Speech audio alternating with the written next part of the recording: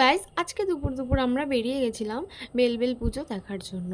তো দেখো, প্রথমে আমি আর আকাশ এখানে বেরিয়ে গেছি, তারপরে যেখানে পুজো হচ্ছে সেই পুজোর মণ্ডপের ওখানে গেছিলাম। তো ওখানে অনেক ভিড় ছিল, আর আমরা দেখো এনাদের সাথেই এসছিলাম।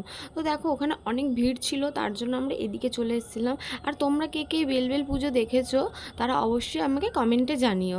যারা ব্যান্ডেলে থাকে তারা তো অবশ্যই এই পুজোটা দেখেছে। আমরা তো প্রত্যেক বছরে এই পুজোটা দেখে থাকি, তোমরাও আমাদের সাথে সাথে দেখতে থাকো। আর মেন যেই পুজোটা, সেই পুজোটা হয় বালিকাটায়। তো আমরা ওলাইচণ্ডীতলা থেকে আমরা বালিকাটার দিকে যাচ্ছিলাম। তো যাওয়ার পথে এখানে কিছু কিছু, এখানে তো অনেক মানুষ এই পুজো করে, তোমরা সেটা দেখতেই পাচ্ছ। আর কত ভিড় সেটা তো দেখতেই পাচ্ছ। এত গরমে এত ভিড়ে আমার তো অবস্থা খুব খারাপই হয়ে যাচ্ছিল। তাও কি করব, পুজো তো যেতেই হবে। আর আমাকে আর আকাশকে কেমন লাগছে তোমরা কিন্তু অবশ্যই জানিও।